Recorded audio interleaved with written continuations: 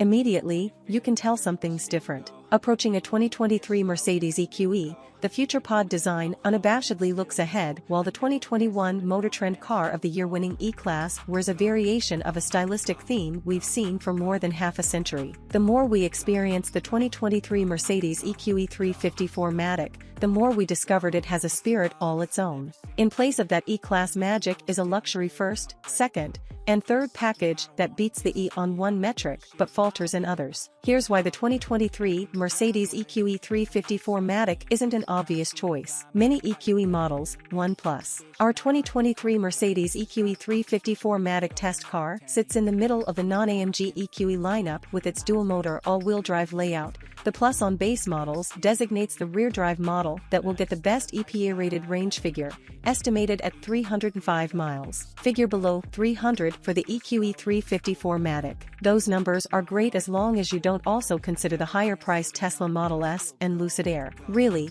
only one direct competitor exists in the EQE size and price class: the Genesis G80 Electric. The G80 EV has standard all-wheel drive and boasts 282 miles of range, but it lacks the variety of models Mercedes provides within the EQE lineup. Higher in the EQE sedan range is the more powerful EQE500 4Matic model. At the top of the EQE line is the Mercedes-AMG EQE, which offers up to 677 horsepower from two motors. Back on Earth, the EQE350 4Matic model makes 288 horsepower and 564 lb-ft of torque, figures that sound like an upgrade over the less powerful E350, but the electric Mercedes weighs 1,400 pounds more. Despite that heavy truth, the EQE350 4Matic manages to match an E450 4Matic in 0 to 30 miles per hour acceleration, 1.6 seconds, and on to a 5.2 second 0 to 60 time. That's not bad for a modern luxury car,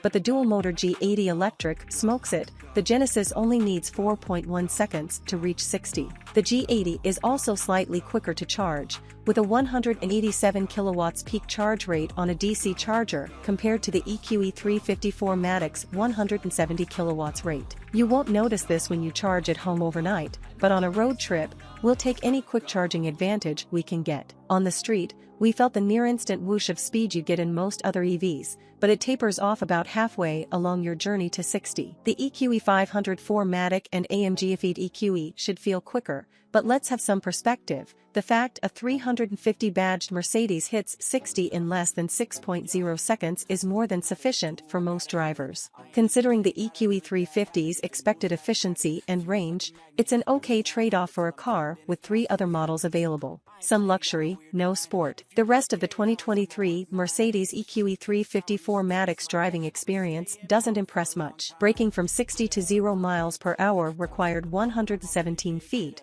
a respectable distance for a 5,484-pound car, but the brake feel was roundly criticized by editors as hard to judge on and off the track. Part of the issue is the same problem we've called out on other new electric Mercedes cars: the brake pedal moves to match the amount of regenerative braking happening at any time. Although the idea is to make the transition between regenerative and friction braking feel more natural, instead it often leads to situations where the pedal isn't always where we expect it to be. We're unsure we'd get used to this over time. When challenged by uneven or poorly maintained road surfaces, the EQE350 also failed to live up to the EQS hatch's very high ride quality standard. Then again, maybe comparing the EQE dynamics to the EQS is unfair, so let's compare apples to similarly priced apples. When driven around the same MotorTrend Figure 8 course, the G80 Electric felt quite well composed for a gas engine car converted to a full EV. As for the EQE350, it also felt heavy,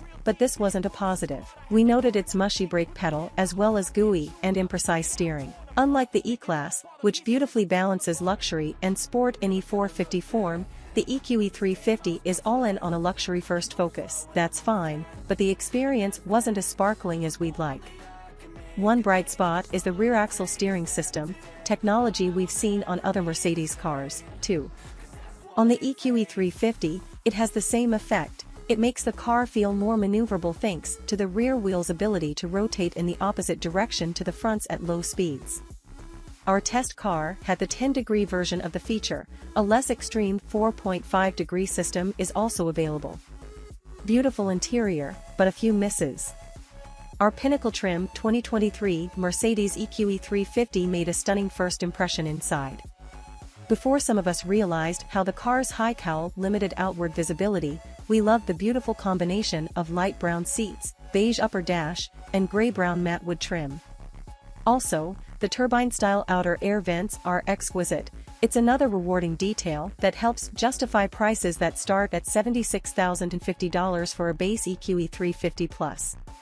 The biggest issue isn't with visibility or the fussy exterior door handles, rather, it's the car's overall design.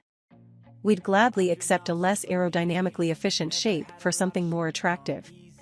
And no, it doesn't need to have a traditional sedan shape. But when you apply the EQS hatchback proportions on a smaller sedan, the result, especially in profile and the rear three-quarter views, make it look to us like the rest of the rear end is missing or smushed. We welcome new and exciting designs, whether their underpinnings be electric or gas-powered. But while the EQE undoubtedly makes a statement, it's not one most of us appreciate. That's too bad, as the 2023 Mercedes EQE350 brings down the cost of a non-SUV electric Mercedes compared to the EQS 4-door. The EQE350 lacks the acceleration of the single-spec G80 electric, but the Mercedes is quick enough and it's backed by a long-standing brand many trust. But there are too many compromises for us to recommend it the way we did the E-Class 2 years ago. The 2023 Mercedes EQE350 lacks that car's dynamic versatility, and at $93,640 as tested, it isn't a perfect mid-size luxury sedan. Still, the E-Class wasn't perfect out of the box either. We hope the rest of Mercedes EQE lineup improves on the 350's basics.